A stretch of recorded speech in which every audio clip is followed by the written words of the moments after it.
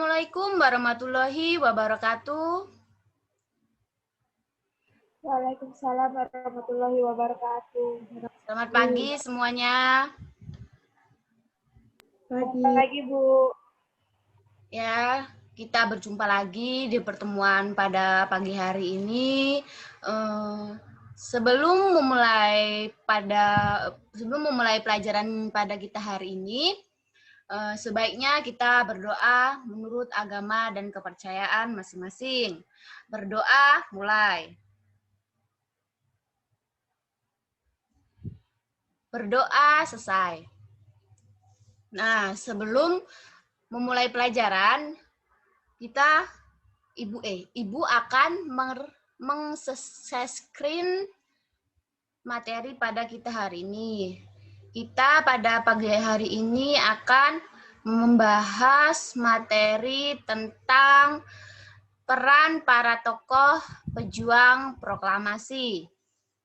Nah, di sini ada 3 submateri. Yang pertama itu peristiwa sekitar proklamasi, yang kedua itu tentang tokoh proklamasi, dan yang ketiga menghargai jasa para pahlawan. Nah, selanjutnya itu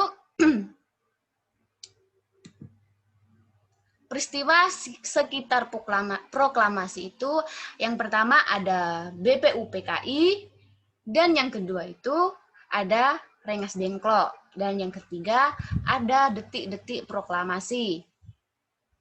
Nah, selanjutnya itu pembentukan BPUPKI.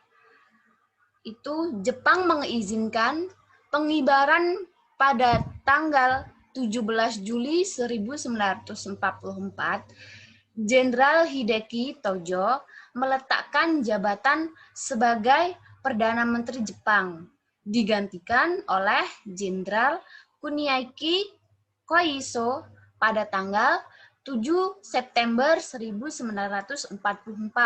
Perdana Menteri Jepang Kaiso menjanjikan kemerdekaan kepada Indonesia, namun Jepang tidak memastikan kapan Indonesia akan diberi kemerdekaan.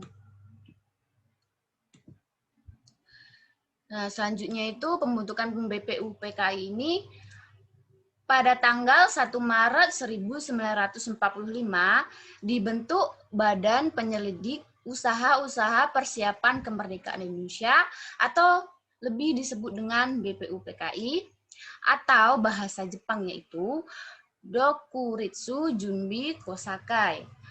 BPUPKI bertugas menyelidiki hal-hal penting yang berhubungan dengan persiapan kemerdekaan Indonesia. Rajiman Widioningrat dilantik menjadi Ketua BPUPKI pada tanggal 28/1945. Selanjutnya, pada tanggal 17 Agustus 1945, Panitia Persiapan Kemerdekaan Indonesia atau PPKI atau bahasa Jepangnya Dokuritsu Junbi Inkai. Tugas utama PPKI adalah mempersiapkan. Nah, selanjutnya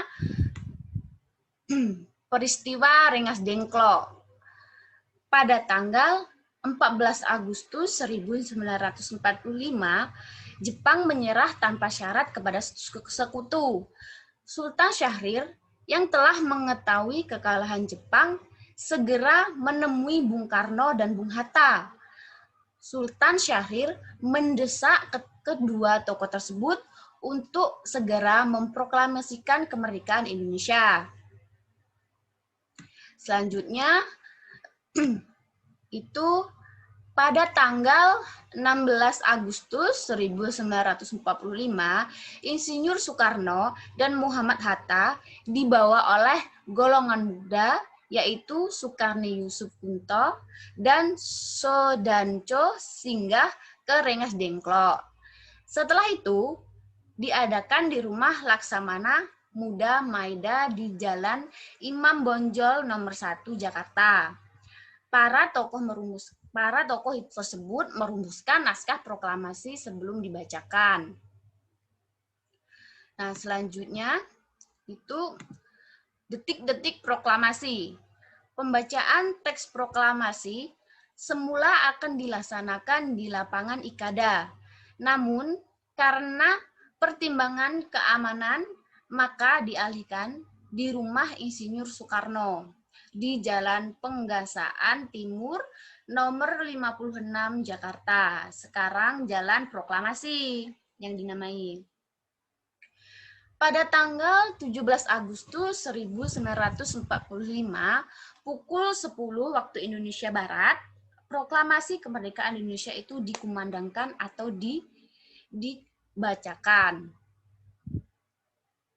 Si Indah Maria Pakpahan keluar ya dari Zoom. Tidak ada ini.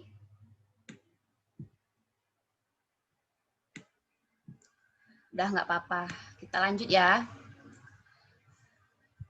Berikut tokoh proklamasinya. Itu ada Insinyur Soekarno.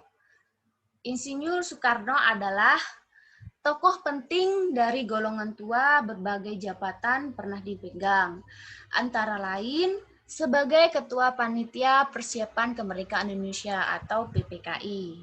Insinyur Soekarno adalah tokoh yang sangat berpengaruh dalam perjuangan mencapai kemerdekaan setelah merdeka. Insinyur Soekarno dipilih dan diangkat menjadi Presiden pertama Republik Indonesia, ya anak-anak. Nah, selanjutnya itu ada Muhammad Hatta. Peran Muhammad Hatta dalam peristiwa proklamasi ini sangatlah besar. Di antaranya itu pada tanggal 17 Agustus 1945, Muhammad Hatta bersama Insinyur Soekarno memproklamasikan kemerdekaan Indonesia dan mendatangani naskah proklamasi. Muhammad Hatta dipilih dan diangkat menjadi Wakil Presiden Republik Indonesia. Terus selanjutnya itu ada Ibu Fatmawati. Fatmawati adalah istri Presiden Soekarno. Ia lahir di Bengkulu pada tahun 1923, namun beliau wafat pada tahun 1980. Sebagai istri presiden, peran Ibu Fatmawati ini dalam proklamasi adalah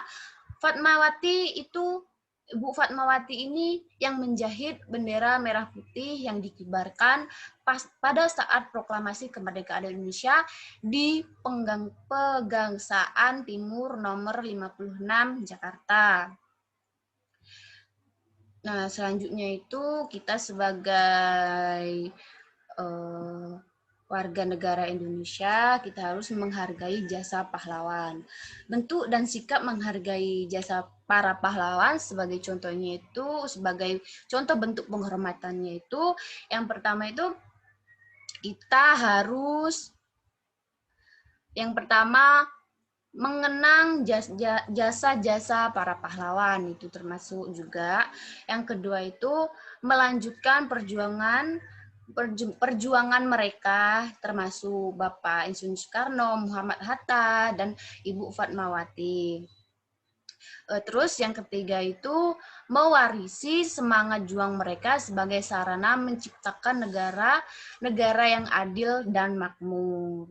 Nah, itulah materi pada kita pada hari ini. Berhubung waktu kita sudah habis, Ibu akhiri.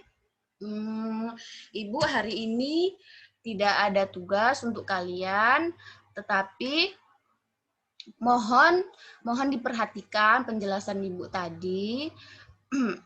Minggu depan Ibu tanyakan kembali pada materi pada pagi hari ini.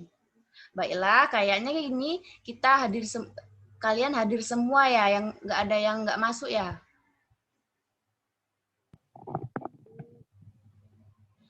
Ya, baik, syukurlah. Dah, Ibu akhiri. Wassalamualaikum warahmatullahi wabarakatuh.